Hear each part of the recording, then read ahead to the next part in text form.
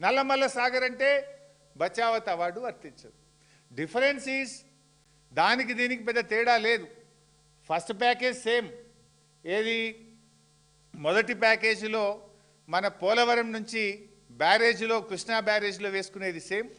అక్కడి నుంచి బ్యారేజ్ నుంచి మళ్ళీ బొల్లంపల్లి రిజర్వాయర్ వరకు తెచ్చేది సేమ్. బొల్లంపల్లి నుంచి నల్లమల్ల సాగర్ దగ్గర ఆపేస్తుండు. ముందుకు పోతే బనకచెర్ల, ముందుకు పోకుండా నల్లమల్ల సాగర్ దగ్గర ఆపి ఓ టనల్ కొట్టి కిందికి తీసుకుపోతుండ్రు. బనకచెర్లకు పోతే ఏమైందంటే రెడీమేడ్ సిస్టమ్ ఉంది.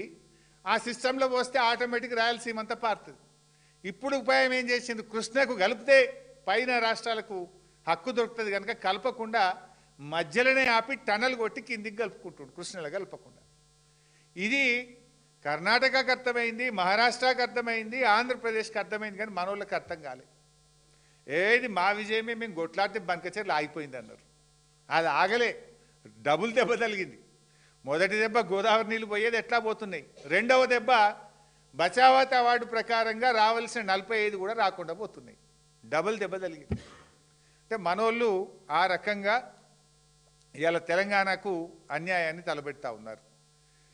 ఇవాళ బనకచెర్ల ఎంత డేంజరో, బనకచెర్ల కంటే Nallamalla Sagar double danger. We will lose 2. బనకచెర్లనైతేనేమో గోదావరి నీళ్ళు పోతాయి కానీ కృష్ణాల వాటా దొరుకుతుంది. నల్లమల్ల సాగర్ అంటే గోదావరి నీళ్ళు పోతాయి, కృష్ణాల వాటా కూడా రాదు. డబల్ ఎడ్జ్డ్ నైఫ్ ఇది, డబల్ డేంజరస్. అయితే ఈ నల్లమల్ల సాగరు మరి ఆంధ్రప్రదేశ్ అడ్డుకోవాలన్నా వద్దా? ఇంత జరుగుతుంటే ఈ ప్రభుత్వం ఏం చేస్తుంది? కుంభకర్ణుల్లాగా నిద్రపోతున్నట్టు నటిస్తుందా? తెలిసి కూడా తెలియనట్టు చేస్తుందా? ఇదంతా రాష్ట్ర ప్రభుత్వానికి తెలియకుండానే జరుగుతుందని అనుకోవాలనా? లేదు చంద్రబాబు రేవంత్ రెడ్డి ఇద్దరూ పరస్పర సహకారంతో ముందుకు పోతున్నారని అర్థం చేసుకోవాలనా? ఎందుకంటే ఇంత డేంజర్, పక్కన కర్ణాటక మేల్కొన్నది, మహారాష్ట్ర మేల్కొన్నది, తెలంగాణ ఎందుకు మేల్కొంటలేదు? ఇవాళ ఇంకా డేంజరస్ పాయింట్, ఇవాళ నేను చెప్పాల్సినటువంటి ఇంపార్టెంట్ 2 పాయింట్లు ఇప్పుడు చెప్పబోతా ఉన్నారు, కీలకమైనటువంటివి.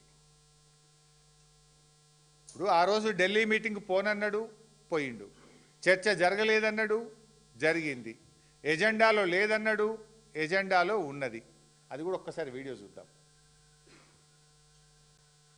వాళ్ళు బనకచెర్ల గోదావరి బనకచెర్ల వాళ్ళు కడతామని అడుగుతాయి కదా మేము ఆపమని చెప్పడానికి. ఎజెండాలో వాళ్ళు కడతామన్న ప్రతిపాదననే చర్చకు రానప్పుడు ఆపమని